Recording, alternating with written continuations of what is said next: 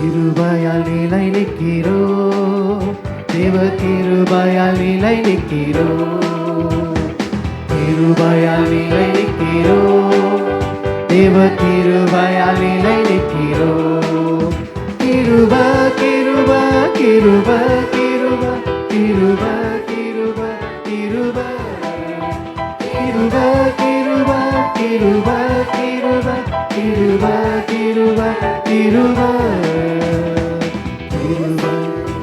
கிரோ தேவ கிருபையால் நிலை நிற்கிறோம், கிருபையால் நிலை நிற்கிறோம், தேவ கிருபையால் நிலை நிற்கிறோம். பெயர் சொல்லி அழைத்தது உங்க கிருப, பெரியவனாக்கியது உங்க கிருப.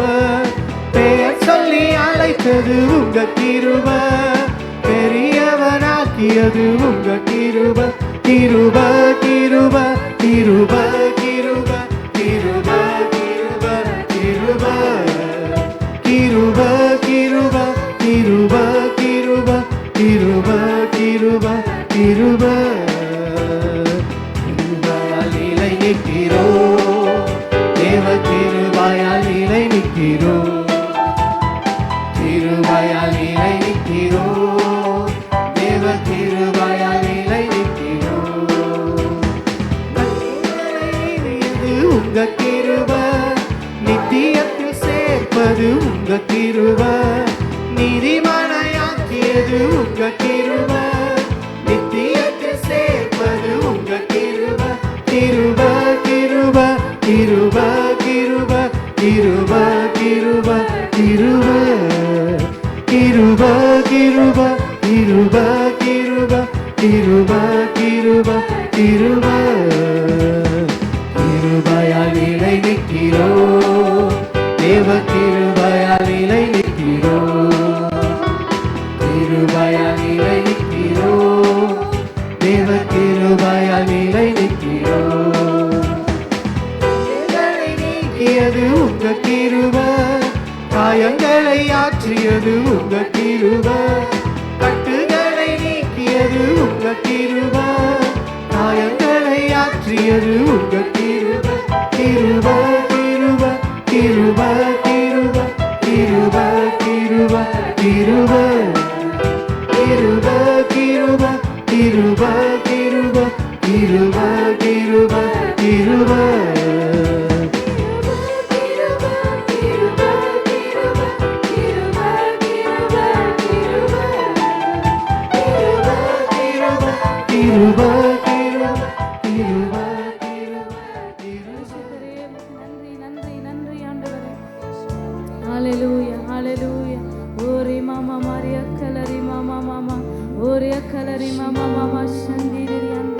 ஆவியானவரே உம்மை துதிக்கிறோம் துதிக்கிறோம் சுவாமி.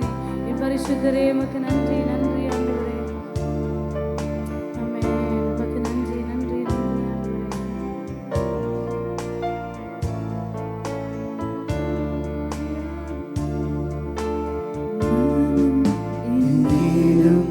என் வீட்டாரை ஓயாமல் நன்றி சொல்லுவோம்,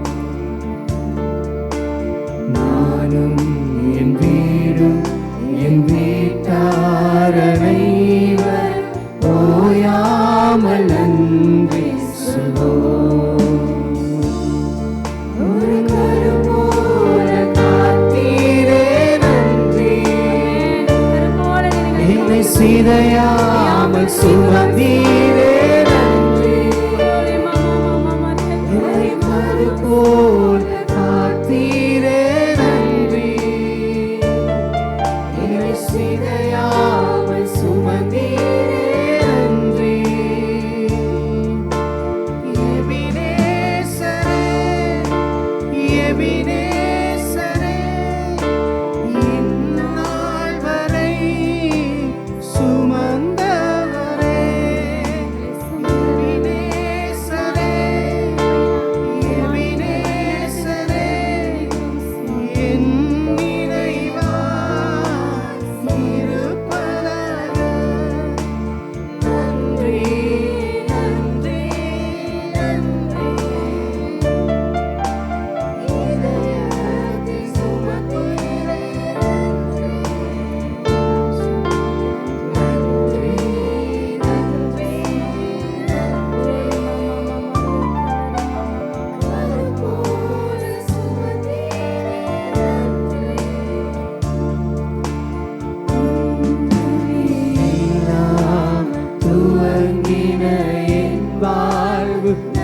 நன்மையால் நிறைந்துள்ளதே.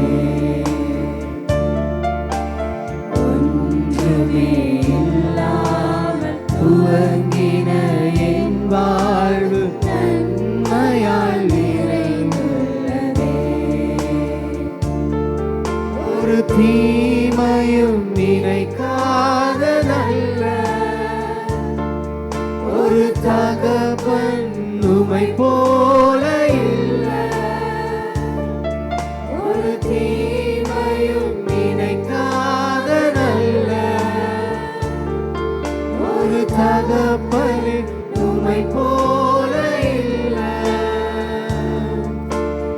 எபினேசரே, எபினேசரே, இந்நாள் வரை சுமந்தவரே. எபினேசரே, எபினேசரே, என் நினைவாய் இருப்பவரே. நன்றி, நன்றி, நன்றி. இதயத்தில் சுமந்தீரே நன்றி. நன்றி, நன்றி, நன்றி. கருப்போல சுமந்தீரே நன்றி. அன்றைக்கான என் தேவைகள் யாவையும் உம் கரம் நல்கியதே. அன்றைக்கான என் தேவைகள் யாவையும் உம் கரம் நல்கியதே. நீ நடத்திடும் விதங்களை சொல்ல ஒரு பூரண வார்த்தையே இல்லை. நீ நடத்திடும் விதங்களை சொல்ல ஒரு பூரண வார்த்தையே இல்லை.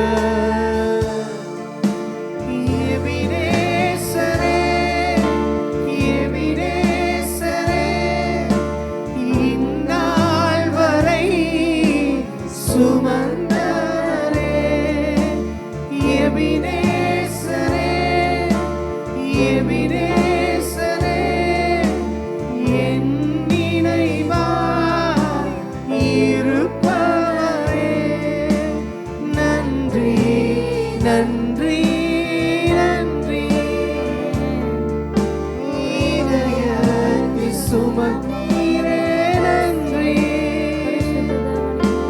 நன்றி, நன்றி, நன்றி.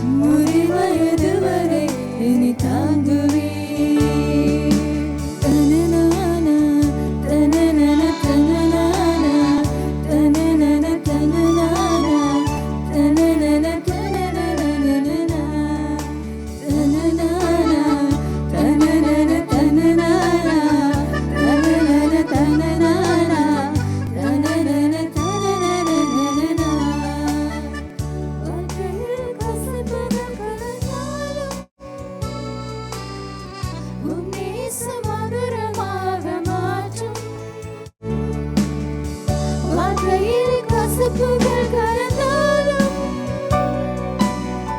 உம் நேசம் மதுரமாக மாற்றும் நல்ல தகப்பனே, உம் தோளின் மீது ஏந்தி தாய் போல அணைத்து வழி நடத்துவீர். நல்ல தகப்பனே, உம் தோளின் மீது ஏந்தி தாய் போல அணைத்து வழி நடத்துவீர். வாழ்நாளெல்லாம் என்னை நடத்துவீர். முதிர் வயது வரை என்னை தாங்குவீர். வாழ்நாளெல்லாம் என்னை நடத்துவீர். முதிர் வயது வரை என்னை தாங்குவீர்.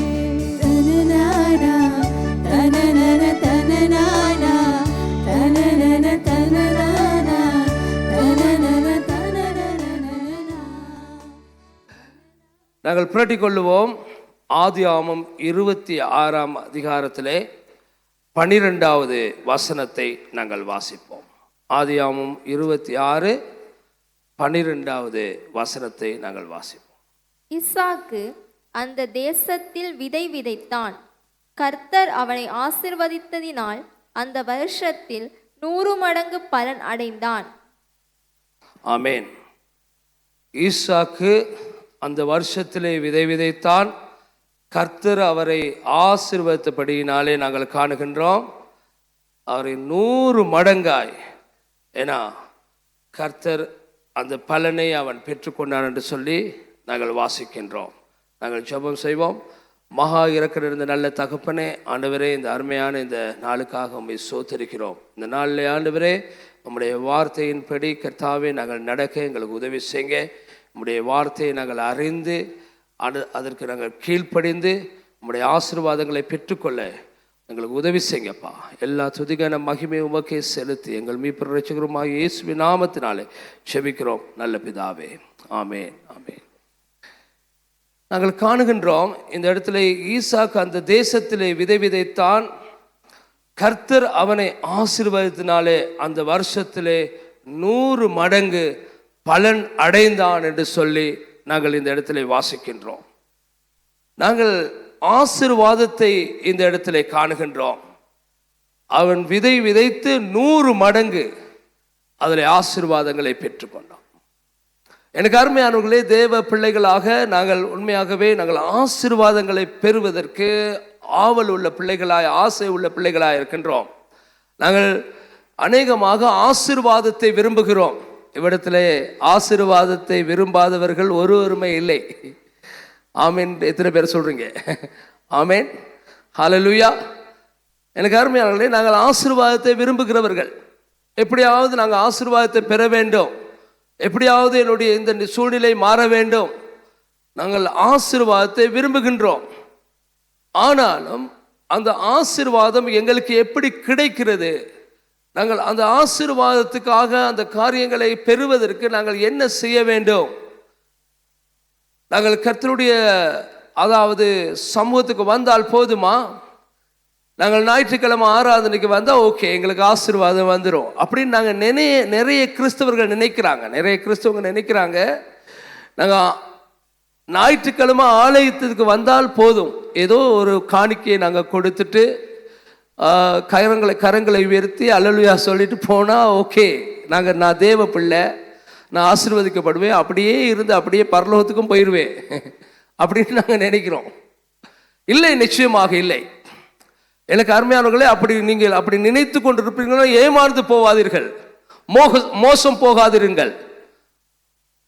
நிச்சயமாக அப்படி இல்லை. நாங்கள் காணுகின்றோம் இவ்விடத்திலே அந்த வசனத்தை மாத்திரம் நாங்கள் பார்க்கும் பொழுது, ஓ பாருங்க, நான் ஈசாக்கை எப்படி ஆண்டவர் ஆசீர்வதித்தார். ஆண்டவரே, ஆபிரகாமின் தேவனே, யாக்கோபின் தேவனே, ஈசாக்கின் தேவனே, அவர்களை ஆசீர்வதித்த மாதிரி என்னையும் ஆசீர்வதிங்க, அப்படி பாட்டெல்லாம் பாடியிருக்கிறாங்க. நாங்களும் அது சேர்ந்து அந்த பாட்டை பாடுகிறோம். நாங்கள் நினைக்கிறோம் அப்படி பாடும் பொழுது, அப்படி ஆண்டவரே அப்படி நாங்கள் ஜெபிக்கும் பொழுது ஆசீர்வதிக்கப்படும். இல்லை, நிச்சயமாக இல்லை, ஆசீர்வதிக்கப்பட மாட்டோம். அப்படி ஏதாவது நீங்க பெற்றிருப்பீங்கன்னா அது தேவனுடைய கிருபை தான். ஹல்லேலூயா. இல்லையே பாஸ்டர், நான் அப்படி செஞ்சு எனக்கு ஆசீர்வாதம் கிடைச்சிருக்குதே. அப்படி கிடைத்திருந்தால் அது தேவனுடைய மகா கிருபை. ஹல்லேலூயா. எனக்கு அருமையானவர்களே, நாங்கள் காணுகின்ற இந்த இடத்துல ஈசாக்கு அப்படி ஆசீர்வதிக்கப்படவில்லை. ஈசாக்கு அதுக்கு முன்பதாக ஒரு பக்தி உள்ள ஒரு வாழ்க்கை அவன் வாழ்ந்தான். அதன் பலனாகத்தான் அதை அவன் பெற்றிருக்கிறான் என்பதை நாங்கள் காணக்கூடியதாக இருக்கிறது. கர்த்தருடைய வார்த்தையை நாங்கள் வாசிக்கும் பொழுது நாங்கள் காணுகின்றோம். அங்கே முதல் 2 வசனங்களை நாங்கள் வாசிப்போம். அதாவது 26 1 2 நாங்கள் வாசிப்போம். ஆபிரகாமின் நாட்களில் உண்டான பஞ்சத்தை அல்லாமல் பின்னும் ஒரு பஞ்சம் தேசத்தில் உண்டாயிற்று. அப்பொழுது ஈசாக்கு பெலிஸ்தருக்கு ராஜாவாகிய அபிமெலேக்கிடத்தில் கேராருக்கு போனான். கர்த்தர் அவனுக்கு தரிசனமாகி, நீ எகிப்துக்கு போகாமல் நான் உனக்கு சொல்லும் தேசத்திலே குடியிரு, இந்த தேசத்திலே வாசம் பண்ணு, நான் உன்னோடே கூட இருந்து உன்னை ஆசிர்வதிப்பேன், நான் உனக்கும் உன் சந்ததிக்கும் இந்த தேசங்கள் யாவையும் தந்து உன் தகப்பனாகிய ஆபிரகாமுக்கு நான் இட்ட ஆணையை நிறைவேற்றுவேன். ஆமென். நாங்கள் இந்த இடத்துல காணுகின்றோம், அது அந்த காலம் வந்து ஈசாக்கு விதை விதைத்த அந்த காலம் வந்து ஒரு நல்ல காலம் அல்ல. நல்ல காலம்னு சொன்னால் என்ன, அப்படி இருக்குதா பாஸ்டர்? நல்ல காலம் கெட்ட காலம் அப்படி இருக்குதா? அதான் அப்படியெல்லாம் நேரங்கள் எல்லாம் பார்க்கணுமா நாங்கள் அப்படின்னு அப்படி கேட்கக்கூடாது. அப்படியெல்லாம் இல்லை. நான் என்ன சொல்லுகிறேன் சொன்னால், அந்த காலம் அதற்குரிய ஒரு காலம் அல்ல. விதை விதைத்து அறுவடைகளை பெற்றுக்கொள்ளக்கூடிய ஒரு சாத்தியமான ஒரு காலகட்டம் அல்ல அது. என்று சொன்னால் பஞ்சம் நிலவிய ஒரு காலம். அதாவது அங்கே அதிகமாக அங்கே வறட்சியான ஒரு காலம். வறட்சியான காலத்தில் யாருமே வந்து என்ன செய்யறதில்லை, வறட்சியான காலத்தில் யாருமே விவசாயம் செய்வதில்லை, கமம் செய்வதில்லை. ஏன்னா நாங்கள் காணுகின்றோம், விவசாயம் செய்வதில்லை வறட்சியான ஒரு காலத்தில். ஏன்னா அந்த நாட்களில் வந்து என்ன இருக்காது, தண்ணீர் இருக்காது. ஆகவே நாங்கள் காணுகின்றோம் தண்ணீர் இல்லை. அதே போல நாங்கள் காணுகின்றோம் ஒரு பஞ்சமான காலம், சாப்பாடுக்கு வழி இல்லாத ஒரு காலம். அந்த காலத்தில் போய் யாராவது வந்து விதை விதைப்பாங்களா? யாருமே அதை செய்ய மாட்டாங்க. ஏன்னா ஆனால் தேவனுடைய மனுஷன் இந்த இடத்துல அதை செய்ததாக கர்த்தருடைய வார்த்தை சொல்லுகிறது. ஹல்லேலூயா. எனக்கு அருமையான இந்த காலை பொழுதுல நீங்கள் எப்பேற்பட்ட ஒரு சூழ்நிலையில இருந்தாலும், ஒருவேளை பஞ்ச காலத்திலே நாங்கள் இந்த ஈசா கடந்து போனது போல உங்களுடைய வாழ்க்கையிலே ஒரு கடினமான ஒரு சூழ்நிலைக்குள்ளே நீங்கள் கடந்து போய் கொண்டிருக்கலாம். இந்த கால வேளையிலே நீங்கள் இருக்கிற சூழ்நிலை, நீங்கள் இருக்கிற நிலைமை வந்து அங்கே ஒரு நல்ல சுமூகமான ஒரு நிலையாக இருக்காமல் இருக்கலாம். நீங்க கஷ்டப்பட்டு கொண்டு இருக்கிற ஒரு சூழ்நிலையா இருக்கலாம். நீங்க ஒருவேளை நீங்க பல போராட்டங்கள் மத்தியிலே இருக்கலாம். எனக்கு அருமையானவர்கள், இந்த காலை போல நீங்க எப்பேற்பட்ட சூழ்நிலை இருக்கிறீர்கள் நான் அறியேன், ஆனால் கர்த்தர் அறிவார். ஹல்லேலூயா. எங்களுடைய தேவன் சகலத்தையும் அறிந்த தேவன். எங்களுடைய தேவன் எங்களுடைய சூழ்நிலைகளை அறிந்த தேவன். உங்களுடைய இருதயத்தின் சூழ்நிலையை அறிந்த தேவன். உங்களுடைய இருதயத்திலே எப்படிப்பட்ட ஒரு சூழ்நிலை இருக்கிறீர்கள்? குழப்பமான ஒரு நிலையிலே, கஷ்டமான ஒரு நிலையிலே, துன்பமான ஒரு நிலையிலே, நொறுங்குண்ட ஒரு நிலையிலே இருக்கிறீர்களா? தேவன் அதை அறிவார். ஹல்லேலூயா. உங்களுடைய சூழ்நிலை எப்பேற்பட்ட ஒரு சூழ்நிலையா இருந்தாலும், எனக்கு அருமையானவர்களே, நாங்கள் கர்த்தருடைய ராஜ்யத்திலே விதைக்கிறவர்களாக இருக்க வேண்டும். ஹல்லேலூயா. கர்த்தருடைய ராஜ்யத்திலே விதைக்கிறவர்களாக பாருங்க. இந்த ஈசாக்கு வந்து ஏன் ஆசீர்வதிக்கப்பட்டான் என்று சொன்னால், அவருடைய சூழ்நிலையை பார்க்கவில்லை. அவன் தேவனிடத்தில் கேள்வி கேட்கவில்லை. ஆண்டவரே, இந்த பஞ்ச காலமாக இந்த நேரத்தில் போயிட்டு ஆண்டவரே நான் விதைக்கிறேனே, நான் விதைக்கலாமா? அவன் கேட்கவில்லை, அதை பார்க்கவில்லை, அந்த சூழ்நிலையை அவன் பார்க்கவில்லை. நாங்கள் காணுகின்ற எப்பேற்பட்ட ஒரு சூழ்நிலையா இருந்தாலும் அந்த சூழ்நிலையிலே நாங்கள் காணுகின்றோம். எனக்கு அருமையானவர்களே, அவன் விதைத்தான். விதைக்கும் பொழுது நாங்கள் காணுகின்றோம், எனக்கு அருமையானவர்களே, அதற்கு தேவன் ஒரு பெரிதான ஒரு ஆசீர்வாதத்தை கட்டளையிட்டதை நாங்கள் காணுகின்றோம். எனக்கு அருமையானவர்களே, அவன் சென்று கொண்டு இருந்த அந்த சூழ்நிலை எவ்வளவு கடினமாக இருந்தாலும் நாங்கள் காணுகின்றோம், அவன் நல்ல விதைகளை விதைத்தவனாக காணுகின்றான். எனக்கு அருமையானவர்களே, இந்த காலை பொழுதிலே நாங்கள் எப்பேற்பட்ட ஒரு சூழ்நிலையிலே நாங்கள் சென்று கொண்டு இருந்தாலும் எனக்கு அருமையானவர்களே, நாங்கள் நல்ல விதைகளை விதைக்கிறவர்களாக இருக்க வேண்டும். அதாவது இப்பொழுது ஈசாக் விதைத்தது போல இவ்விடத்திலே ஆண்டவர் எங்களுக்கு இந்த வார்த்தை என்ன சொல்லுகிறது? நாங்கள் எல்லாருமே விவசாயம் செய்யோன்னு சொல்லவில்லை. அதாவது இதன் பொருள் இதன் வியாக்கியானம், நாங்கள் எல்லாருமே தேவ பிள்ளைகள் எல்லாருமே விவசாயம் செய்ய வேண்டும் அப்படியா சொல்லுது? இது இல்லை. அந்த நாட்களிலே ஈசாக் உண்மையாகவே விதைத்தான். உண்மையாகவே அவன் நிலத்திலே அவன் எந்த விதை என்று சொல்லவில்லை. நாங்கள் நினைத்துக் கொள்வோம் கோதுமை என்று சொல்லி. அவர்களுக்கு அதிகமாக தேவையாக இருந்தது கோதுமை விதைத்து இருப்பான்னு சொல்லி நாங்கள் நம்புவோம். நிச்சயமாக கோதுமை தான், அதை குறித்த இடத்துல சொல்லப்படுகிறது. அதில் எந்த ஒரு தர்க்கமும் இல்லை. ஆனாலும் இப்பொழுது அது எங்களுக்கு அதாவது நாங்கள் இதை எப்படி எடுத்துக்கொள்வது? நாங்கள் இந்த நாட்களில் நாங்கள் எதை செய்யலாம்? நாங்கள் எப்படி இதை எடுத்துக்கொள்வது? எனக்கு அருமையானவர்களே, கர்த்தருடைய வார்த்தையிலே நாங்கள் காணுகின்றோம் அநேக விதைகளை குறித்து சொல்லப்பட்டிருக்கிறது. அதாவது நாங்கள் என்ன செய்ய வேண்டும்? நன்மையானவைகளை விதைக்கிறவர்களாய் காணப்பட வேண்டும். ஹல்லேலூயா. அவனுடைய வார்த்தையில் சொல்லுகின்றது, கலாத்தியர் 6ஆம் அதிகாரத்திலே 7வது வசனத்திலிருந்து 9வது வசனம் வரையும் நாங்கள் வாசிப்போமா? மோசம் போகாதிருங்கள், தேவன் தம்மை பரியாசம் பண்ண ஒட்டார். மனுஷன் எதை விதைக்கிறானோ அதையே அறுப்பான். தன் மாம்சத்துக்கென்று விதைக்கிறவன் மாம்சத்தினால் அழிவை அறுப்பான். ஆவிக்கென்று விதைக்கிறவன் ஆவியினாலே நித்திய ஜீவனை அறுப்பான். நன்மை செய்கிறதில் சோர்ந்து போகாமல் இருப்போமாக. நாம் தளர்ந்து போகாதிருந்தால் ஏற்ற காலத்தில் அறுப்போம். ஆமென். இப்பொழுது நாங்கள் காணுகின்றோம், கர்த்தருடைய வார்த்தையில் நாங்கள் ஒரு விஷயத்தை காணுகின்றோம். சாதாரணமாக இவ்விடத்தில் விதை என்று சொல்லும் பொழுது வெண்டிக்காய் விதை, அதே போல கத்தரிக்காய் விதை, ஏன்னா அதே போல புடலங்காய் விதை, ஏன்னா அந்த மாதிரியான விதைகள் விதைத்தான், அப்படிப்பட்ட ஒரு விதைத்தான். ஆனாலும் எனக்கு அருமையானவர்களே, ஆவிக்குரிய வாழ்க்கையில எங்களுடைய வாழ்க்கையில நாங்கள் என்னத்தை இதை ஒரு விதை என்று சொல்லி குறிப்பிடப்பட்டிருக்கிறது என்று சொன்னால் நாங்கள் பார்ப்போம் என்று சொன்னால் நாங்கள் காணுகின்றோம் நற்கிரியைகள், நல்ல கிரியைகளை ஒரு விதைக்கு ஒப்பிட்டிருக்கிறது. எத்தனை பேர் அதுக்கு ஆமென்னு சொல்றீங்க? ஹல்லேலூயா, ஹல்லேலூயா. எனக்கு அருமையானவர்களே, நாங்கள் காணுகின்றோம் இவ்விடத்தில் இந்த விதை என்று சொல்லும் பொழுது நாங்கள் காணுகின்றோம் இவ்விடத்தில் நற்கிரியைகள், நன்மை செய்வதை குறித்து ஒரு விதையாக ஒப்பிட்டிருக்கிறது. இவ்விடத்தில் நன்மை செய்வதற்கு எங்களுக்கு சூழ்நிலைகள் சில நேரத்தில் தடையாக இருக்கின்றது.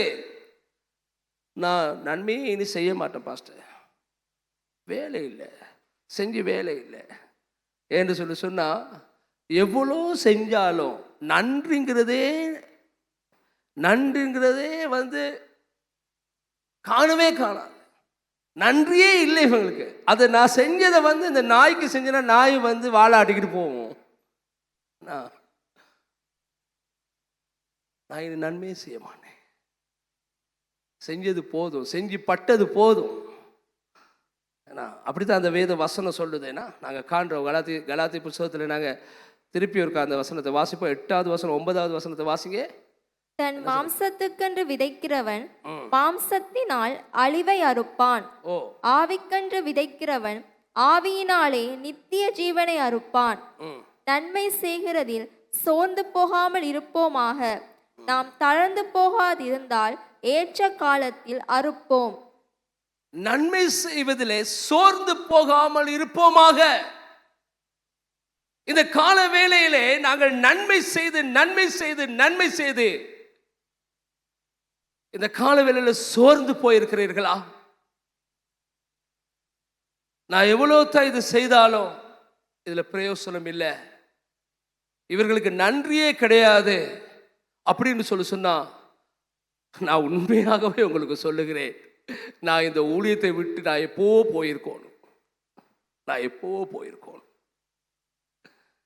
நான் எதிர்பார்த்து செய்திருந்தேன்னு சொன்னான். இவர்களுக்காக எவ்வளோ ஜெபித்தேன், இவர்களுக்காக எவ்வளோ காரியங்கள் செய்தேன், இவர்களுக்காக நான் எவ்வளோ காரியங்கள் செய்தேன், இவர்களுக்காக எவ்வளோ ஜெபித்தேன், இவர்கள் எவ்வளோ ஆசீர்வதிக்கப்பட்டார்கள். என்ன பலன்? இல்லை பிரியமானவர்களே, நாங்கள் செய்வது இயேசுவின் நாமத்தினாலே. கரங்களை தட்டி தேவனை ஸ்தோத்திரிப்போமா. ஹல்லேலூயா. நீங்கள் செய்வது எதுவா இருந்தாலும் அதை யாருக்கென்று நாங்கள் செய்கிறோம்? ஹல்லேலூயா. இயேசுவுக்காக. ஹல்லேலூயா. வேதம் என்ன சொல்கிறது? என் நாமத்தினாலே வருகிறவர் ஒருவருக்கு நீங்கள் ஒரு கலசம் தண்ணீர் கொடுத்தாலும் அது எனக்கு கொடுத்தது என்று சொல்லுகிறார். ஹல்லேலூயா. அது தேவனுக்கு நாங்கள் கொடுக்கிறோம், மனுஷனுக்கு அல்ல, அது தேவனுக்கு என்று கொடுக்கிறோம். நீங்கள், நான் பசியாய் இருந்தேன் ஆனால் நீங்கள் எனக்கு உணவு கொடுத்தீர்கள், நான் உடை இல்லாமல் இருந்தேன் நீங்கள் எனக்கு உடை கொடுத்தீர்கள், நான் சிறைச்சாலையில் இருந்தேன் நீங்கள் என்னை பார்க்க வந்தீர்கள். சீசர்கள் இடறி சொல்லுகிறார்கள், ஐயோ ஆண்டவரே எப்பொழுது நீங்கள் ஆண்டவரே. இப்போ சீசர்களுக்கு ஒரு பயம் வந்துட்டு எங்களுக்கு தெரியாமல் இவர் போய் சிறையில் இருந்தாரு போல. சீசர்களுக்கு ஒரு பயம் வந்துட்டு எங்களுக்கு தெரியாமல் ஒரு நாள் இவர் எப்பயாவது ஒரு நாள் இயேசுநாதர் எப்போ அவரோட கூட தான் நாங்கள் இருக்கிறோம், எங்களுக்கு தெரியாமல் ஒரு நாள் இவர் வந்து பசியில் இருந்துட்டாரு போல, எங்களுக்கு தெரியாமல் இவர் ஒரு நாள் உடையே இல்லாமல் இருந்துட்டாரு போல அப்படின்னு இவங்க பயந்து சீசர்கள் கேட்குறாங்க. இயேசுநாதர்கிட்ட கேட்குறாங்க, ஆண்டவரே நீங்க எப்பொழுது உடை இல்லாமல் இருந்தீர்கள், எப்பொழுது நீங்கள் பசியாக இருந்தீர்கள், எப்பொழுது உணவில்லாமல் இருந்தீர்கள், எப்பொழுது நீங்கள் சிறைச்சாலையில் இருந்தீர்கள், நாங்கள் தவறு செய்து விட்டோம் அப்படின்னு மிகவும் பதற்றத்தோடு இவர்கள் ஆண்டவரிடத்தில் கேட்கிறார்கள். இந்த சம்பவம் வந்து மத்தேயு 25ஆம் அதிகாரத்தில் நீங்கள் பார்க்கலாம். மத்தேயு 25ஆம் அதிகாரத்தில் நான் நினைக்கிறேன் 35 இருந்து இது இருக்கிறது, நீங்கள் வாசித்து பார்க்கலாம். எனக்கு அருமையானவர்களே, அப்பொழுது இயேசுநாதர் சொல்லுகிறார், இல்லை, உங்களிடத்தில் இருக்கிற ஒரு சிறியவனுக்கு, சிறியவன் அர்த்தம் வந்து முடியாதவனுக்கு, அந்த காரியங்களை அவனால் செய்து கொள்ள முடியாதவனுக்கு, உணவை தேடிக்கொள்ள முடியாதவனுக்கு, உடையை தேடிக்கொள்ள முடியாதவனுக்கு, அந்த காரியத்தில் அவனுக்கு திராணி இல்லாமல் இருக்கிறவனுக்கு நீங்கள் இதை செய்வீர்கள் என்றால் என் நாமத்தினால் இதை செய்வார், அது எனக்கு செய்தது என்று சொல்லி அவர் சொல்லுகிறார். ஹல்லேலூயா. ஆகவே எனக்கு அருமையானவர்களே, நாங்கள் நன்மை செய்வதிலே நாங்கள் சோர்ந்து போயிருக்கிறோம் என்றால் இந்த காலை பொழுதிலே நாங்கள் செய்து நான் பாஸ்டர், நான் இனி நான் விதைத்து செய்து இனி போதும், நான் இனி எனக்கு இதன் பலன் போதும், எனக்கு நீங்கள் வெறுப்படைந்து இருப்பீர்கள் என்று சொன்னால் எனக்கு அருமையானவருடைய சிந்தனை மாற்றிக்கொள்ளுங்கள். ஆண்டவருடைய வார்த்தையில் என்ன சொல்லுகிறது? ஆண்டவருடைய வார்த்தை சொல்லுகிறது, நன்மை செய்கிறதிலே சோர்ந்து போகாதீர்கள். ஹல்லேலூயா. நன்மை செய்கிறதிலே சோர்ந்து போகாதீர்கள். ஏனென்று சொன்னால் ஏற்ற காலத்திலே அந்த பலனை நீங்கள் அறுப்பீர்கள். ஹல்லேலூயா. அதுக்கு நிச்சயமா பலன் உண்டு. ஏனென்று சொன்னால் நீங்கள் செய்வது ஒரு மனுஷனுக்கு அல்ல. இந்த ஆலயத்தை நீங்கள் வந்து கூட்டுகிறீர்கள், அது நீங்கள் எங்களுக்கு செய்கிற ஒரு காரியம் அல்ல, அது தேவனுக்கு நீங்கள் செய்கிறீர்கள். ஹல்லேலூயா. இதை கூட்டுவதற்கு ஒருவரும் இல்லை. நீங்கள் வாருங்க, வந்து நீங்கள் இதை கூட்டுறீர்கள். நீங்கள் ஒரு காரியத்தை செய்கிற, ஒரு ஊழியத்தை செய்கிற, ஒருவருக்கு நீங்கள் ஒரு உதவியை செய்கிறீர்கள், அதை தேவனுடைய நாமத்தில் நீங்கள் அதை செய்யும் பொழுது எனக்கு அருமையானவர்களே, அது தேவனுடைய ராஜ்யத்திலே சேர்க்கப்படுகிறது. ஹல்லேலூயா. அதன் பலனை நீங்கள் பெற்றுக்கொள்ளுங்கள். அது ஒரு விதை. இப்போ விதை என்று சொல்லும் பொழுது நாங்கள் நிஜமாகவே ஒரு விதை அதையும் எடுத்துக்கொள்ளலாம். ஆனால் தேவனுடைய ராஜ்யத்தில் நிறைய விதைகள் இருக்கிறது. கர்த்தருடைய வார்த்தையில் நாங்கள் அந்த விதைகளை பார்ப்போம்.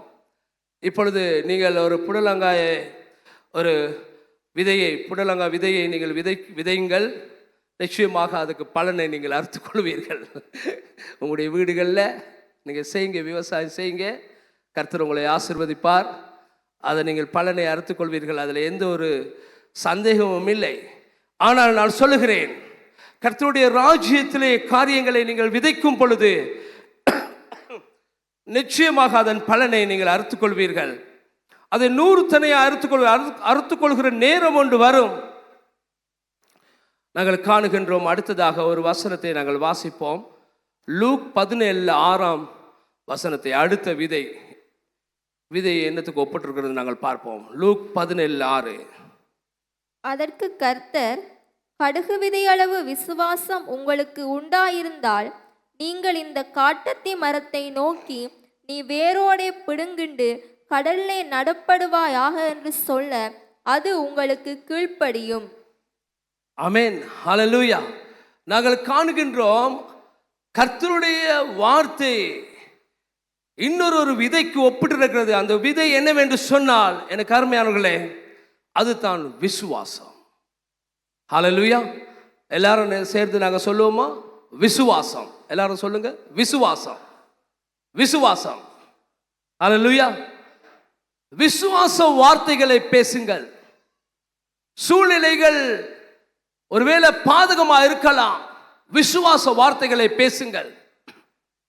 இன்றைய காலையில் கூட நான் இருக்கும் பொழுது பல குழப்பங்கள் நீங்கள் கண்டிருப்பீங்க. அங்கால ஓடுறேன், இங்கால ஓடுறேன். விசுவாச வார்த்தைகளை பேசுங்கள். சூழ்நிலைகளை மாற்றி அமைக்கிற தேவன் எங்களுடைய தேவன். ஹல்லேலூயா. எப்பேற்பட்ட சூழ்நிலைகளும் வரலாம். ஒருவேளை இந்த பாருங்கள், ஈசாக் வந்து பாதகமான ஒரு சூழ்நிலையிலே விதைத்தான். அதுதான் நான் உங்களுக்கு சொல்லுகிறேன். அது விதைக்கிற காலம் அல்ல, ஆனாலும் கூட அது விதைக்க கூடாத ஒரு காலம், அது ஒரு பாதகமான ஒரு காலம், விதைக்கிறதுக்கு எந்த வகையிலுமே பொருத்தமில்லாத ஒரு காலம். வறட்சியான காலத்தில் யாரும் விதைப்பது இல்லை. சூழ்நிலையை பார்க்கவில்லை. பாருங்கள், ஹல்லேலூயா. உங்களுடைய சூழ்நிலை எப்பேற்பட்ட ஒரு சூழ்நிலையா இருந்தாலும், எனக்கு அருமையானவர்களே, விசுவாச வார்த்தைகளை பேசுங்கள். நாங்கள் காணுகின்றோம், சென்ற வாரத்திலே இவ்விடத்திலே பேசின தேவ மனுஷன் சொன்னார், 10 பேரை வேகு பார்க்கும்படியாக மோசேஸ் அனுப்பியிருந்தார், 12 பேரை அனுப்பியிருந்தார். அதில் நாங்கள் காணுகின்றோம் 10 பேர் ஒரு விதமாகவும் 2 பேர் வேறு விதமாகவும் பேசினார்கள். நாங்கள் காணுகின்றோம், அவர்கள் சூழ்நிலையை பார்த்தார்கள். அவர்கள் அங்கே உண்மையாகவே தெரிகிறதை பார்த்தார்கள், உண்மையாகவே கண்டதை அவர்கள் பேசினார்கள். ஆனாலும் அவர்கள் அதற்கு அப்பாலே இருக்கின்ற கர்த்தருடைய ஆசீர்வாதத்தை அவர்கள் பார்க்க மறுத்து விட்டார்கள். எனக்கு அருமையானவர்களே, எப்பேற்பட்ட சூழ்நிலையா இருந்தாலும் நாங்கள் பார்த்து என்ன செய்கிறோம்? தீர்மானிக்கிறோம், இது என்னால் முடியாது, இதை எங்களால் சுதந்திரத்துக் கொள்ள முடியாது, இந்த காரியம் சரி வராது. அவிசுவாச வார்த்தைகளே பேசுகிறோம். அதிகமாக அவிசுவாச வார்த்தைகளே பேசுகிறோம். யோசித்து பாருங்கள். வீடுகளில் எனக்கு அருமையானவர்களே, ஆலயத்துக்கு வந்து கர்த்தரை ஆராய்த்து ஒரு தசமபாகத்தை கொடுத்து விட்டு, காணிக்கை கொடுத்து விட்டு போகிறது இலகுவாயிருக்கும். ஆனால் வாழ்க்கை வாழ வேண்டும். ஹல்லேலூயா. திங்கட்கிழமையில இருந்து அடுத்த நாள் ஞாயிற்றுக்கிழமை வரைக்கும் நீங்க வாழணும். எப்படி வாழ்றீங்க? எதை பேசுகிறீர்கள்? விசுவாச வார்த்தைகளை பேச வேண்டும். ஹல்லேலூயா. இல்லை, கர்த்தர் இதை செய்வார், கர்த்தர் இந்த சூழ்நிலையை மாற்றுவார். பலவிதமான சூழ்நிலைகளுக்கு நாங்கள் முகம் கொடுக்க வேண்டி வரும். பிள்ளை படிக்கிறது இல்லை, டீச்சர் இருந்து ஒரு கம்ப்ளைண்ட் வருகிறது, பிள்ளை படிக்கிறது இல்லை. இல்லை, என் பிள்ளை படிப்பான். ஹல்லேலூயா. விசுவாச வார்த்தைகளை பேச வேண்டும். உனக்கு வேலை போய்விட்டது, இனி உன்னை நான் வேலையிலிருந்து தூக்கிட்டோம், ஒரு வார்த்தை வருவது என்ன? இல்லை, கர்த்தர் பார்த்து கொள்ளுவார். ஹல்லேலூயா. விசுவாச வார்த்தைகளை பேச பழகி கொள்ள வேண்டும். விசுவாசத்தை விதைங்கள். ஹல்லேலூயா. நிச்சயமாக அறுத்துக் கொள்வீர்கள். கரங்களை தட்டுவோன்னு சொல்லி உங்களுக்கு என்ன ஒரு தோன்றவில்லையா? ஹல்லேலூயா. விசுவாசமாய் விதையுங்கள், விசுவாசத்தை விதையுங்கள். ஒன்றுமே இல்லை, ஒன்றுமே இல்லை. உங்களுக்கு தெரியுமா, விசுவாசிகளுக்கு வந்து ஒன்றுமே இல்லை, ஆனாலும் ஒன்று இருக்கிறது. என்ன இருக்கிறது? விசுவாசிகளுக்கு ஒன்றுமே இல்லை, ஆனால் ஒன்று இருக்கிறது. என்ன இருக்கிறது? விசுவாசம். ஹல்லேலூயா. கர்த்தர் எங்களுக்கு விசுவாசத்தை கொடுத்திருக்கிறார். விசுவாசம் என்கிற கிஃப்ட், விசுவாசம் என்கிற கொடையை, நன்கொடையை கர்த்தர் எங்களுக்கு கொடுத்திருக்கிறார். விசுவாசம் ஒரு கொடை. ஆமென். ஹல்லேலூயா. விசுவாசத்தினால பேசுங்கள். ஐயோ, என்னுடைய பிள்ளை இப்படி இருக்கிறது, இவனுக்கு சரியே வராது போல. சரியே வராதுன்னு சொன்னா சரியே வராதுதான்.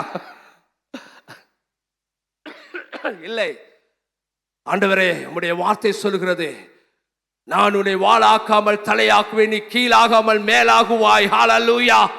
சூழ்நிலைகள் இப்படித்தான் இருக்கிறது, எல்லாமே அடுத்த பக்கம் தான் இருக்குது, கவுந்து போய் இருக்குது, எல்லாமே அடுத்த பக்கம் தான் இருக்கு.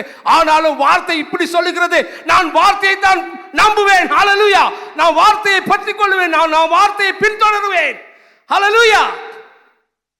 விசுவாச வார்த்தைகளை பேசுங்கள். ஹல்லேலூயா. விசுவாச வார்த்தைகளை பேசும் பொழுது அதை நீங்கள் அறுத்துக் கொள்வீர்கள். ஆமென். ஹல்லேலூயா. எனக்கு அருமையானவர்களே, ஒரு சப்பாத்து விற்கிற ஒரு கம்பெனி ஒன்று, அதில் ஒரு பிரதேசத்துக்கு அவர்கள் அந்த சப்பாத்து விற்கிறதுக்காக, அதை ப்ரமோட் பண்ணுறதுக்காக, அந்த பிஸ்னஸை இன்னும் அதிகமாக விநியோகிக்கிறதுக்கு, அதை பெருக பண்ணுவதற்கு அந்த கம்பெனி தீர்மானித்து ஒரு பிரதேசத்தில், இந்த பிரதேசத்தில் மட்டும் சப்பாத்துகள் விற்பனைக்கு இல்லை. ஆகவே இந்த பிரதேசத்தில் ஒருவரை அனுப்பி நாங்கள் இந்த சப்பாத்தை நாங்கள் விற்கிறத நாங்கள் ப்ரமோட் பண்ணுவோம், செருப்பு நாங்கள் ப்ரமோட் பண்ணுவோம் அப்படின்னு சொல்லி ஒருவரை அனுப்பினார்கள். ஒரு பிஸ்னஸ் மேனை ஒரு சேல்மனை அனுப்பினார்கள். அவர் போயிட்டு கடையை திறந்து ஷோரூமை திறந்து வச்சுக்கிட்டு இருக்கிறாரு. இப்போ நாட்கள் கடந்து விட்டது, மாதங்கள் கடந்து விட்டது. ஒரு 3 மாதம் ஒரு சப்பாத்து கூட விற்க இல்லை, ஒரு செருப்பு கூட விற்க இல்லை. கம்பெனி பாதிச்சது, என்னடா இது, அவரை மாற்றிட்டு இன்னொரு ஆளை போட்டாங்க, அவரும் விற்க இல்லை. இப்போ ஒரு பெரிய மீட்டிங் ஒன்று வைக்கிறாங்க, யார் இந்த பிரதேசத்துக்கு போகிறது, இந்த இந்த இந்த சவாலை யாருக்கு உங்களுக்கு எடுக்கலாம், உங்களுக்கு நாங்கள் அதிகமான ஒரு என்ன சொல்கிறது உங்களுக்கு பெனிஃபிட்ஸ் தரப்போகிறோம். பெனிஃபிட்க்கு என்ன சொல்கிறது சில கொடுப்பினர்களை, வெகுமதிகளை உங்களுக்கு தரப்போகிறோம். யார் இதுக்கு வர? அப்போ பார்த்தாங்களா, யாருமே இதுக்கு முன் வராங்கல்ல. அது மத்தியில் ஒன்றுமே இவருக்கு இந்த பிஸ்னஸை செய்ய முடியுமான்னு கூட நினைக்க முடியாது. ஒருவர் முன் வந்தாரா, சரி நான் செய்கிறேன் அப்படின்னு சொல்லி. இப்போ இப்போ இப்போ மேனேஜருக்கும் ஒரு சந்தேகம் தான், இவர் போய் செய்வாரா அப்படின்னு சொல்லி. இவர் போனார், நான் போகிறேன். ஒருவர் போனார், அவர் போய் பார்த்தாரு, யாருட காலையும் செருப்பு இல்லை. அந்த பிரதேசத்தில் அவர் தெரிஞ்சார், அந்த ஷோரூம்லேயே இருக்காமல் அந்த பிரதேசத்தில் போயிட்டு அவர் தெரிஞ்சு பார்த்து யாருட காலையும் செருப்பு இல்லை. அந்த பிரதேசத்தில் உள்ளவங்க செருப்பே போடுறது இல்லை. அதுதான் இந்த விற்பனை. செருப்பு போடாடி எப்படி விற்பனை ஆகும்? இப்போ இவர் என்ன செஞ்சார் சொன்னா, இவர் போயிட்டு இந்த சின்ன பிள்ளைகளை பிடிச்சிட்டாரு. சின்ன பிள்ளைகளை பிடிச்சு இவர் ஃப்ரீயா செருப்பு, இவர் சொன்னார், நான் இதை ப்ரொமோட் பண்ணுறேன், ஆனால் நான் சொல்கிறதுக்கு நீங்கள் எனக்கு உதவி செய்யணும். அப்படி செஞ்சால் தான் இதை எனக்கு ப்ரொமோட் பண்ண முடியும். ஃப்ரீயாக எல்லாருக்கும் செருப்பு கொடுத்தாராம் சின்ன பிள்ளைகளுக்கு. அதுக்கு பிறகு இந்த சின்ன பிள்ளைகள் என்ன செஞ்சாங்கன்னு சொன்னால், அம்மா அப்பா கிட்ட போய் சொன்னாங்க, இது நல்லா இருக்குது, எங்களை சுட மாட்டேங்குது. அவர் சொல்லி கொடுத்தாராம், வெயிலில் உங்களுக்கு இதில் போகலாம், உங்களோட கால் சுடாது, நீங்கள் எந்த ஒரு கரடு முரடான ஒரு இடத்துல நீங்கள் போகலாம், உங்களுக்கு முள்ளு குத்தாது, கல் குத்தாது சொல்லி கொடுத்தாராம். இதே போயிட்டு அம்மா அப்பாவுக்கு இந்த பிள்ளைகள் சொல்லக்கொள்ள, ஐயா இந்த செருப்பு இந்த பிள்ளைகள் சொல்கிறாங்க கல் குத்தாதான், வெயிலெல்லாம் போகலாமா, அதையும் எங்களுக்கு தாரீங்களா நீங்கள்? ஓ தாரேன். அதுதான் அந்த என்ன சொல்கிறது அட்வர்டைஸ்மெண்ட். அப்போ ஒன்று ஒண்டா இவங்க அந்த பெரியவங்களுக்கு என்ன செய்தார், முதல்ல ஃப்ரீயாக கொடுத்தாரு சின்ன பிள்ளைகளுக்கு. பெரிய ஆக்களங்கள்லாம் எடுக்க ஆரம்பித்தாங்க. அதுதானுங்களா? அப்போ ஒன்றா விற்பனை ஆகிச்சுது. அப்போ அதை பாவித்தவங்க போயிட்டு மற்றவங்களுக்கு சொன்னாங்க, இதில் கல் குத்தாது, வெயிலில் நமக்கு போகலாம், இது எங்களுக்கு காலுக்கு பெரிய ஒரு பாதுகாப்பு, இது எங்களுக்கு ஒரு நன்மை தருகிறது. ஒருவர் வாயிலிருந்து இன்னொருவருக்கு, இன்னொரு வாயிலிருந்து இன்னொருவருக்கு அப்படியே போயிட்டு அப்படியே. இப்போ அந்த கம்பெனிக்கு ஒரு கோல் ஒன்று வருவது. என்ன கோல் வருது? இன்னும் 2 லொரியை அனுப்பிவிடுங்க. அவர் பெரிய ஆச்சரியமாக இருந்தா, என்ன இது, போயிட்டு கொஞ்சமே விற்க முடியாமல் இருந்தது, 2 லொரியை அனுப்ப சொல்கிறாரு. அந்த மேனேஜர் ஓடி வந்தாராம் பார்க்கறதுக்கு. விற்பனை ஆகுது, அப்படியே போலியில் நிற்கிறாங்களா ஆகலுங்க செருப்பு வாங்குறதுக்கு. எப்படி அது எப்படி ஆகும்? அது ஒருவர் போனாரு, அவர் ஒன்றுமே செய்யவில்லை. இன்னொருவர் போனார், ஒன்றுமே செய்யவில்லை. ஆனால் மற்றவர் போன உடனே அவருடைய பார்வை வித்தியாசமா இருந்தது. ஹல்லேலூயா. மற்றவர்கள் பார்த்த விதமாக அவர் பார்க்கவில்லை, அவர் வேறு விதமாக பார்த்தார். ஹல்லேலூயா. தேவ பிள்ளைகளே, நாங்கள் வேறு விதமாக பார்க்க பழகிக்கொள்ள வேண்டும். விசுவாசிகளே, நாங்கள் விசுவாசத்திலே பார்க்க பழகிக்கொள்ள வேண்டும். ஹல்லேலூயா. அது ஒரு பழக்கம், பழக்கத்திலே கொண்டு வர வேண்டும். இப்ப இருந்து இன்றையிலிருந்து பழகுங்க. வித்தியாசமான முறையில் நீங்க பார்க்க வேண்டும். இல்லை, இந்த சூழ்நிலையை கர்த்தர் இப்படி மாற்றுவார். கர்த்தருடைய வாக்குத்தத்தம் இப்படி சொல்லுகிறது, கர்த்தருடைய வார்த்தை இப்படி. அதுக்கு நீங்க கர்த்தருடைய வார்த்தையை வாசிக்க வேண்டும்.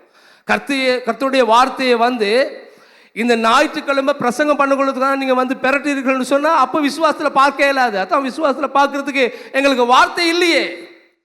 வார்த்தை இருந்தாதான் நாங்க விசுவாசத்திலே பார்க்க முடியும். ஹல்லேலூயா. வேதம் என்ன சொல்லுகிறது? 2 கொரிந்தியர் 5ஆம் அதிகாரத்தில் 6வது வசனத்தை வாசிக்க பார்ப்போம். 5ஆம் அதிகாரத்தில் 2 கொரிந்தியர் 5ஆம் அதிகாரத்தில் 6வது வசனம். நாம் தரிசித்து நடவாமல் விசுவாசித்து நடக்கிறோம். நாங்கள் தரிசித்து நடவாமல் விசுவாசித்து நடக்கிறவர்களா இருக்க வேண்டும். ஹல்லேலூயா. காண்றதை வைத்து நாங்கள் கணக்கிடக்கூடாது, தெரிகிறதை வைத்து நாங்கள் இடை போடக்கூடாது. அதற்கு மேலாக கர்த்தர் என்ன சொல்லுகிறார், கர்த்தருடைய வார்த்தை என்ன சொல்லுகிறது, ஹல்லேலூயா, அதைத்தான் நாங்கள் பார்க்க வேண்டும். அப்படி பார்க்கும் பொழுது விசுவாசம் எங்களுக்குள்ளே பிறக்கும். ஹல்லேலூயா. ஆகவே எனக்கு அருமையானவர்களே, நாங்கள் விசுவாசித்து நாங்கள் அதை விதைக்கும் பொழுது அது ரெட்டிப்பாக 100 தனையாக கர்த்தர் ஆசீர்வதிக்க வல்லவராக இருக்கிறார்.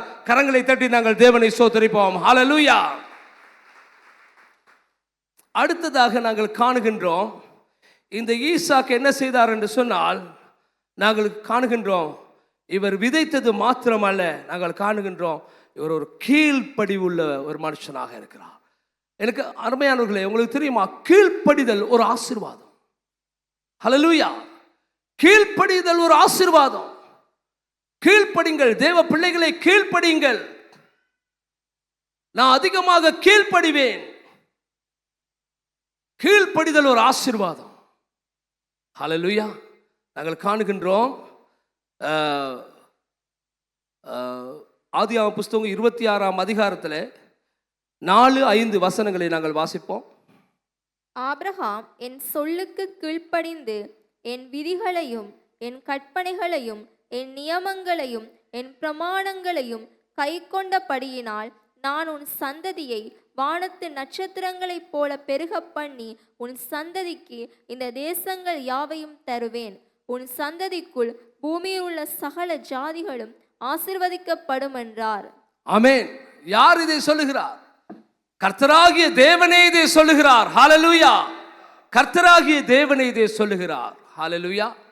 யெகோவா தேவன் சொல்லுகிறார் ஆபிரகாமை பார்த்தே, ஆபிரகாமே, நீ என் சொல்லுக்கு கீழ்ப்படிந்து என் விதிகளையும் என் கற்பனைகளையும் என் நியமங்களையும் என் பிரமாணங்களையும் கை கொண்ட படியினால், ஹல்லேலூயா, நான் பூமியில் உள்ள எல்லா ஜாதிகளையும் உன்னை நான் அதிகமாக மேன்மையாய் நான் உன்னை ஆசீர்வதிப்பேன். ஹல்லேலூயா.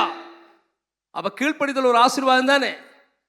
ஈசாக்கு அதிகமாய் கீழ்ப்படிதான். நான் யோசித்து பார்த்த ஈசாக்கு கீழ்ப்படிந்த மாதிரி எனக்கு அருமையான சில நேரத்தில் நாங்கள் சொல்லுவோம், என்ன மட்ட சாம்பிராணியா இருக்கிறான் அப்படின்னு நாங்கள் சொன்னேன்னா, சில நேரத்தில் மடை என்று சொல்லி எங்களை சிலவங்க திட்டலாம். அப்படி கீழ்ப்படியணும். நாங்கள் ஈசாக்கு அப்படி கீழ்ப்படிந்தார். அப்படி இருக்குதா பாஸ்டர் வேதத்தில்? அப்படி இருக்குதா? எங்க இருக்குது? அப்படி அப்படி அப்படி நான் உங்களுக்கு காண்பிக்கிறேன். நிச்சயமாக அப்படி கீழ்ப்படிந்தார். அப்படி கீழ்ப்படிந்தார். அதனால தான் இந்த ஆசீர்வாதம். ஹல்லேலூயா. எத்தனை பேர் சொல்றீங்க அதுக்கு ஹல்லேலூயா? ஹல்லேலூயா. ஹல்லேலூயா என்று சொன்னால் அதில் ஒரு பெரிய அர்த்தமே இருக்குது. எத்தனை பேருக்கு தெரியும் ஹல்லேலூயா என்று சொல்ற வார்த்தையில் உள்ள அர்த்தம்? ஆமென். சுருக்கமாக சொல்வேன்னு சொன்னா அல்லேலூயான்னு சொன்னா தேவனுக்கு மகிமை உண்டாவதாக, தேவனுக்கு துதி உண்டாவதாக. ஏன்னா ஆனா அதுல சொல்லப்படுகிற மன்னிக்கோ நாங்கள் காணுகின்றோம், ஹல் என்று சொல்லும் பொழுது அந்த வார்த்தையை மொழிபெயர்க்க முடியாதாம். அந்த வார்த்தையை மொழிபெயர்க்க முடியாத ஒரு வார்த்தை, அதற்கு அர்த்தத்தை கொடுக்க முடியாது. அப்படிப்பட்ட ஒரு வார்த்தை, அதாவது தேவனுக்கு நாங்கள் சொல்லுகிற ஒரு வார்த்தை.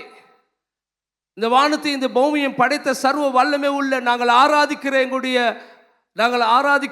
தேவனுக்கு சொல்லுகிற ஒரு வார்த்தை. அந்த வார்த்தை அவருடைய பேர் அல்ல, அவருக்கு சொல்லுகிற ஒரு வார்த்தை. அது அதற்கு பொருளே இல்லை. பொருளே இல்லை என்று சொன்னால் பொருளே இல்லை என்றால் அர்த்தம் அதை விவரிக்க முடியாது. அந்த அளவுக்கு அது உயர்ந்தது. ஹல்லேலூயா. ஈடு இணையற்ற என்று சொன்னால் அது சொல்ல முடியாது. உன்னதமான, உயர்ந்த,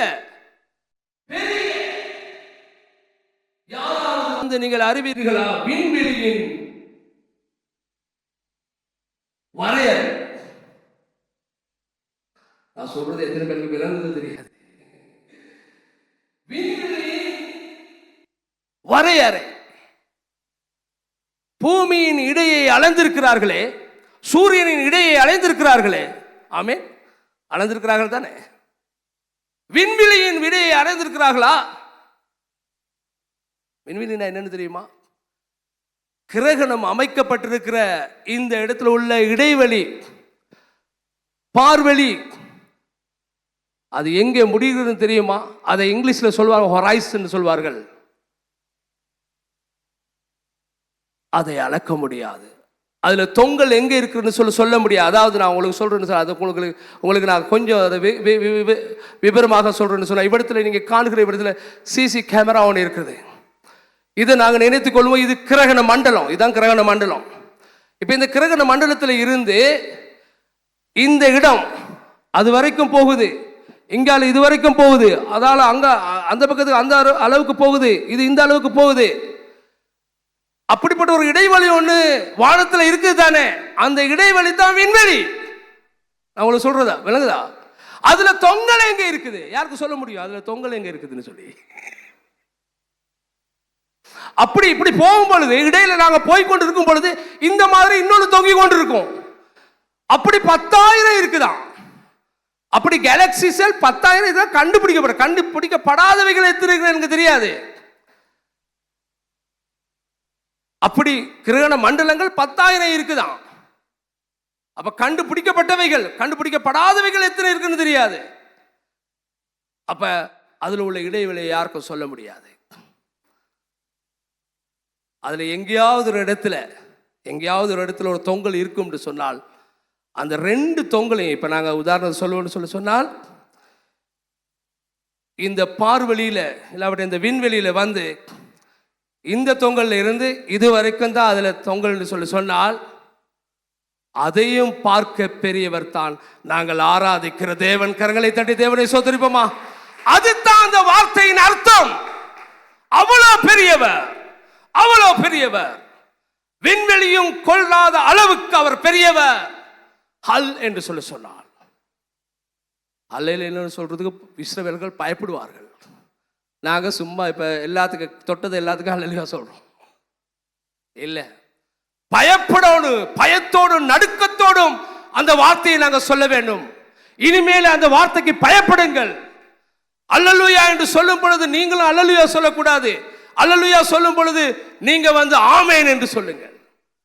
என்று சொன்னால் அர்த்தம் அப்படி மகத்துவமான, ஈடு இணையற்ற அந்த தேவனுக்கு துதி உண்டாகுவதாக. ஹல்லேலூயா. அதான் அதுல அர்த்தம்.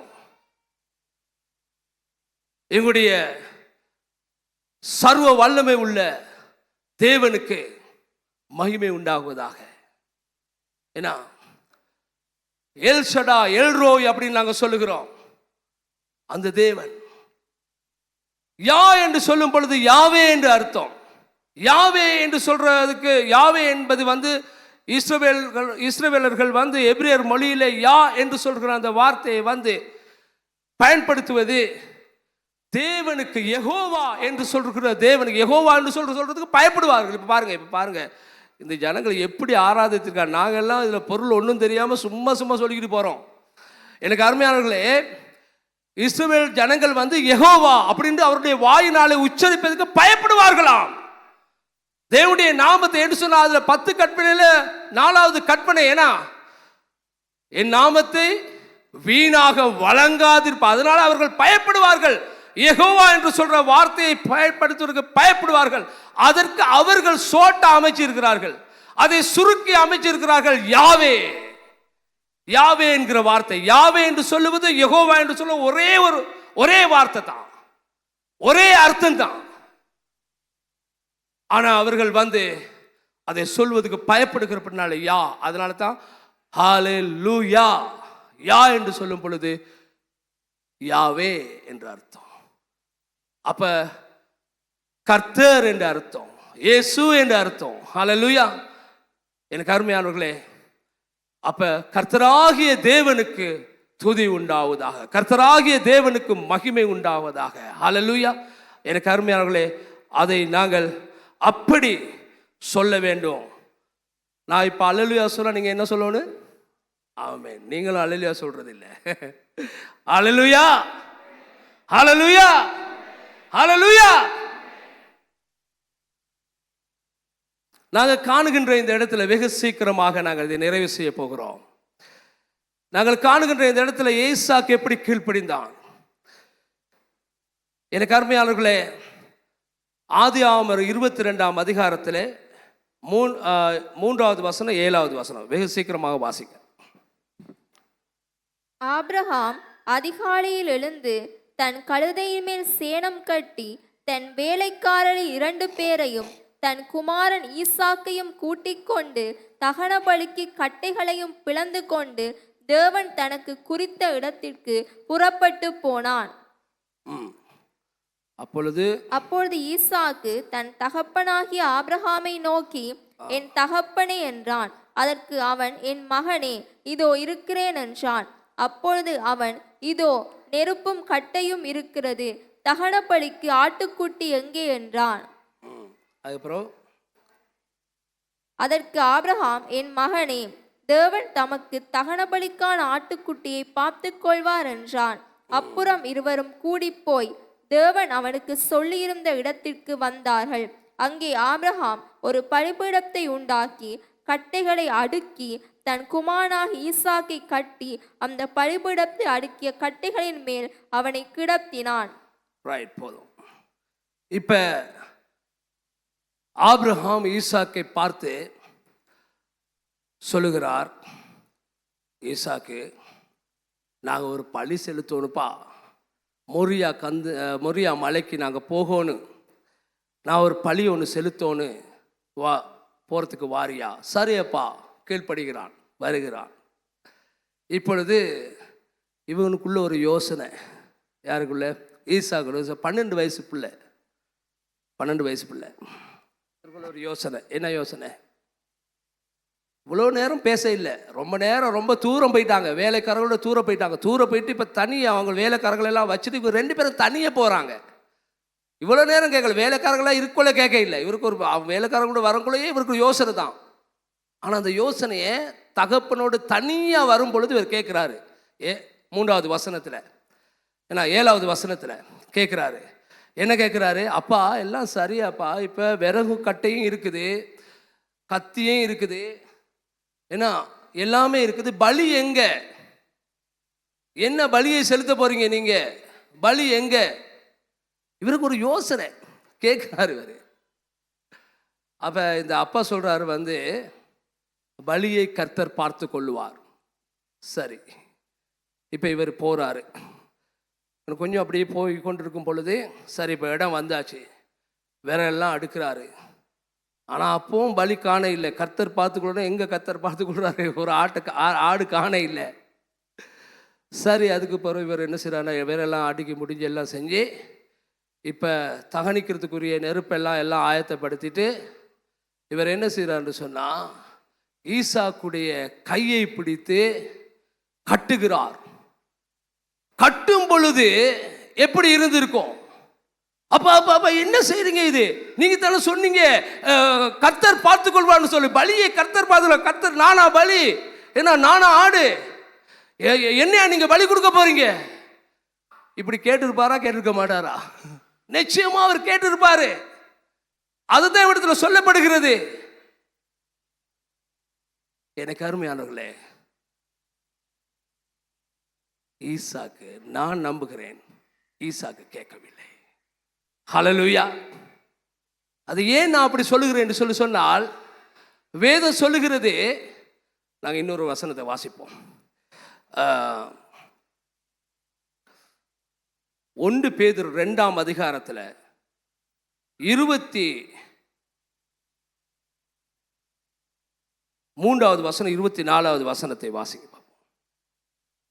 அவர் வையப்படும் போது பதில் வையாமலும் பாடுபடும் போது பயமுறுத்தாமலும் நியாயமாய் தீர்ப்பு செய்கிறவர்க்கு தம்மை ஒப்புவித்தார்.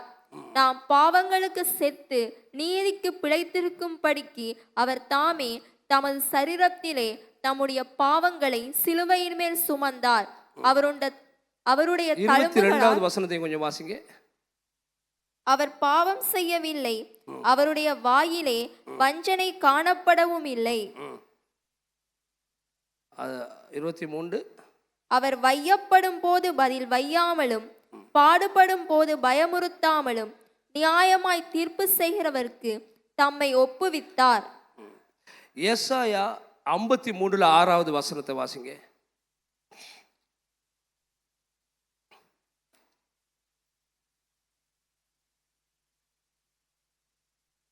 நாம் எல்லோரும் ஆடுகளைப் போல் வழி தப்பித் திரிந்து அவனவன் தன் தன் வழியிலே போனோம். கர்த்தரோ நம் எல்லோருடைய அக்கிரமத்தையும் அவர் மேல் விழப்பண்ணினார். அவர் நெருக்கப்பட்டும் ஒடுக்கப்பட்டும் இருந்தார், ஆனாலும் தம்முடைய வாயை அவர் திறக்கவில்லை. அடிக்கப்படும்படி கொண்டு போகப்படுகிற ஒரு ஆட்டுக்குட்டியைப் போலவும் தன்னை மயிர் கத்திக்கிறவனுக்கு முன்பாக சப்தமிடாதிருக்கிற ஆட்டைப் போலவும் அவர் தம்முடைய வாயை திறவாதிருந்தார். அடிக்கப்படுக்கு போகிற ஒரு ஆட்டுக்குட்டியை போல அவர் வாயை திறவாமல் இருந்தார். ஹல்லேலூயா. ஈசாக்கு இயேசு கிறிஸ்துவுக்கு அடையாளப்படுத்தி சொல்லப்படுகிறது. இதை நன்றாக புரிந்து கொள்ளுங்கள். ஈசாக்கு இயேசு கிறிஸ்து இல்லை, சரியா? இயேசு கிறிஸ்துவுக்கு ஒப்பிட்டு சொல்லவில்லை. இயேசு கிறிஸ்துவுக்கு ஒப்பிட்டு சொல்லவில்லை ஈசாக்கை. ஈசாக்கை அடையாளப்படுத்தி சொல்லப்படுகிறது. ஆமென், ஹல்லேலூயா. எனக்கு அருமையானவர்களே, நாங்கள் இந்த இடத்துல காணுகின்றோம், ஈசாக் அவருடைய கையை கட்டும் பொழுது, ஆபிரகாம் அவருடைய கையை கட்டும் பொழுது, காலை கட்டும் பொழுது, அவர் அப்படியே என் அப்பா எனக்கு தீமை செய்ய மாட்டார், என் அப்பா எனக்கு நன்மை தான் செய்வாரு, என் ஆண்டவர் எனக்கு நன்மை தான் செய்வாரு, என் அப்பா ஆராதிக்கிறாரே ஒரு ஆண்டவர், அவர் எனக்கு நன்மை தான் செய்வாரு என்று சொல்லி முழு நிச்சயமாய் விசுவாசித்தார். ஹல்லேலூயா. எனக்கு அருமையானவர்களே, அப்படி கீழ்ப்படிந்தான். இப்பொழுது கட்டி கொண்டு போய் விறகு கட்டையெல்லாம் அடுக்கி அதுக்கு மேலே இவரை கிடத்தி வைத்து முடிந்த உடனே நாங்கள் காணுகின்றோம், கீழ்ப்படிந்து அப்படியே அதில் இப்பொழுது படுத்து கொண்டிருக்கிறாரே, மல்லாக்கா இப்படி படுத்து கொண்டிருக்கிறாரே. அப்பொழுது நாங்கள் காணுகின்றோம், ஆபிரகாம் கத்தியை எடுத்து, ஏன்னா அப்படித்தான வேதம் சொல்லுகிறது, கத்தியை எடுத்து அவர் ஓங்கி அதிலே குத்து. அது வரைக்கும் அவர் நம்பிக்கொண்டே இருந்தார், இல்லை ஏதாவது ஒரு நன்மை நடக்கும். ஹல்லேலூயா. நாங்கள் காணுகின்றோம், கத்தியை எடுத்து குத்த போகும் பொழுது ஆபிரகாமே, ஒரு தூதன் சொல்றார், ஆபிரகாமே கை போடாதே, உன் மகன் மேலே நீ கை போடாதே, உனக்கு ஒரு பலி காத்திருக்கிறது. அவன் மேலே அண்ணார்ந்து பார்த்தான், கொப்புகளிலே ஒரு ஆடு சிக்கியிருக்கிறதை கண்டான். அந்த ஆட்டை பிடித்து கொண்டு அவர் பலியிட்டதை நாங்கள் காணுகின்றோம். ஹல்லேலூயா. எனக்கு அருமையானவர்களை நாங்கள் காணுகின்றோம், அவன் ஈசாக்கு நாங்கள் காணுகின்றோம், அவர் தேவனுக்கு அதிகமாக கீழ்ப்படிந்த ஒரு மனுஷனாக. ஆபிரகாம் தேவனுக்கு கீழ்ப்படிந்தார், எப்படியோ அதே மாதிரி ஈசாக் கீழ்ப்படிந்தார், அதனால ஆசீர்வதிக்கப்பட்டார். ஹல்லேலூயா. ஆகவே அது மாத்திரமல்லாமல் அவர் தடைகளை மேற்கொண்டார். அதை உங்களுக்கு சொல்லுவதற்கு எனக்கு நேரமில்லை, ஆனாலும் மிக சுருக்கமாக உங்களுக்கு நான் சொல்லி முடிக்கிறேன். நாங்கள் 26 20வது வசனம், 21 22 வசனங்களை வெகு சீக்கிரமாக நாங்கள் வாசிப்போம். ஆதியாகமம் புத்தகம் 26 20 21 22 வேகமாக வாசிங்க. கேராரூர் மேய்ப்பர் இந்த தண்ணீர் தங்களுடையது என்று சொல்லி ஈசாக்குடைய மேய்ப்பருடனே வாக்குவாதம் பண்ணினார்கள். அவர்கள் தன்னோடைய வாக்குவாதம் பண்ணினபடியால் அந்த துறவுக்கு ஏசேக்கு என்று பெயரிட்டான். வேறொரு துறவை வெட்டினார்கள், அதை குறித்தும் வாக்குவாதம் பண்ணினார்கள். ஆகையால் அதற்கு சித்னா என்று பெயரிட்டான். பின்பு அவ்விடம் விட்டு பெயர்ந்து போய் வேறொரு துறவை வெட்டினான். அதை குறித்து அவர்கள் வாக்குவாதம் பண்ணவில்லை.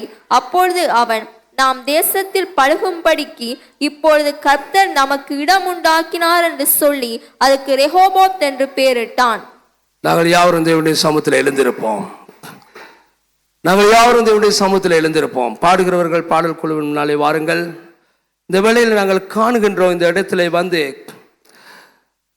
ஈசாக்கு ஆபிரகாம் தோண்டிய துறவுகள், கிணறுகள், துறவு என்று சொல்றது கிணறு, அந்த கிணறு பாழடைந்து போயிருந்தது.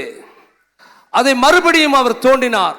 தோண்டின உடனே பிற இனத்தார்கள் அதாவது அந்நிய ஜாதிகள் அதை தடை செய்தார்கள். அவர் செய்ய போன அந்த காரியத்தை தடை செய்தார்கள். ஆனாலும் அந்த தடை செய்த இடத்துக்கு அவர் ஒரு வாக்குவாதம் பண்ணினார்கள். அதற்கு அவர் பேர் ஒன்று வைத்தார், ஏசேக்கு. ஏசேக்கு என்று சொன்னால் வாக்குவாதம் என்ற அர்த்தம். அதுக்கப்புறம் நாங்கள் காணுகின்றோம், அந்த இடத்தை விட்டு அவர் போகிறார். 21வது வசனம் சொல்கிறது, மறுபடியும் இன்னொரு இடத்துல போயிட்டு ஒரு துறவை தோண்டினார். அந்த இடத்துல தடை வந்தது, அந்த இடத்துக்கு எதிர்ப்புகள் வந்தது. அதனால சித்னா என்று சொல்லி பேர் வந்தது. அவர் பேர் வைத்தார் சித்னா என்று சொல்லி. சித்னா என்று சொன்னால் எதிரிகளுடைய எதிர்ப்புகள் என்ற அர்த்தம், எதிரிகளுடைய எதிர்ப்புகள் என்ற அர்த்தம் சித்னா. ஆனால் அவர் மறுபடியுமாக அதையும் தாண்டி மறுபடியுமாக போய் அவர் இன்னொரு கிணறை தோண்டினார். ஹல்லேலூயா. அந்த இடத்துக்கு ரெஹோபோத் என்று சொல்லி பெயரிட்டார். ஹல்லேலூயா. ரெஹோபோத் என்று சொன்னால் கர்த்தர் இந்த காரியத்தை இடம் கொடுத்தார், கர்த்தர் இந்த காரியத்தை வாய்க்க பண்ணினார் என்று அர்த்தம். ஹல்லேலூயா. இந்த காலை பொழுதில் நீங்கள் கை வைக்கிறது எல்லாமே உங்களுக்கு சோர்ந்து போகலாம். கை வைக்கிறது எல்லாம் தோல்வியா இருக்கலாம். ஆனாலும் பிரியமானவர்களே, ஜெபத்தை கைவிடாதீர்கள், தடையை தாண்டி ஜெபியுங்கள், விசுவாசத்தை கைவிடாதீர்கள். தொடர்ந்து விசுவாசிங்கள். கர்த்தர் தடையை நீக்கி போடுவார். ஹல்லேலூயா. ரெஹோபோத்தை காண்பீர்கள். ஹல்லேலூயா. நாங்கள் இந்த வேளையிலே ஒரு விஷயம், எங்களுடைய கண்களை மூடி நாங்கள் இந்த வேளையிலே எங்களுடைய கரங்களை உயர்த்தி ஆண்டவருக்கு நன்றி சொல்வோம். இப்பொழுது பிதாவாகிய தேவனுடைய அன்பும் கர்த்தராகிய இயேசு கிறிஸ்துடைய கிருபையும் பரிசுத்த ஆவியானுடைய ஐக்கியமும் சமாதானமும் இயேசு கிறிஸ்துவானவர் மீண்டும் வரும் வரைக்கும் எங்கள் அனைவரோடு கூட இருப்பதாக. ஆமேன். கர்த்தர் உங்களை ஒருவரை ஆசீர்வதிப்பார்.